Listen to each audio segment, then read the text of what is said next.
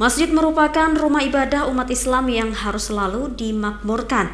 Untuk menjadikan masjid sebagai pusat dakwah dan pembinaan, Dinas Syariat Islam Aceh melakukan pelatihan takmir masjid se-Aceh, termasuk di Kabupaten Aceh Singkil. Sebagai rumah ibadah bagi umat Islam, masjid harus selalu dijaga kemakmurannya, sebab masjid juga sebagai pusat kegiatan dakwah dan pembinaan bagi umat, serta diharapkan masjid juga bisa sebagai basis ekonomi umat.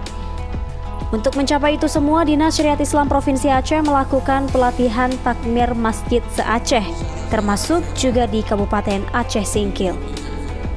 Kegiatan pelatihan takmir masjid di Kabupaten Aceh Singkil ini diikuti oleh 80 peserta dari masing-masing desa di Kabupaten Aceh Singkil dengan dibagi menjadi 2 gelombang.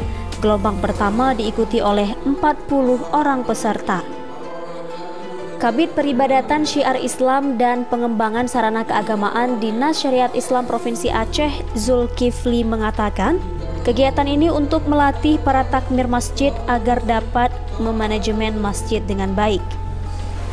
Tujuannya supaya para imumsi atau takmir masjid bisa mengelola masjid dengan baik, dengan manajemen yang modern.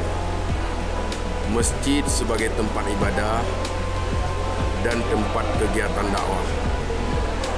Kemudian masjid juga bisa membangun sebagai basis ekonomi umat.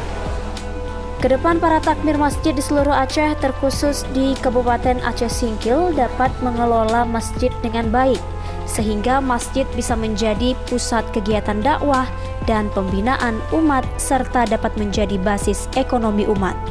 Dari Kabupaten Aceh Singkil, Suparman Munte, iNews melaporkan.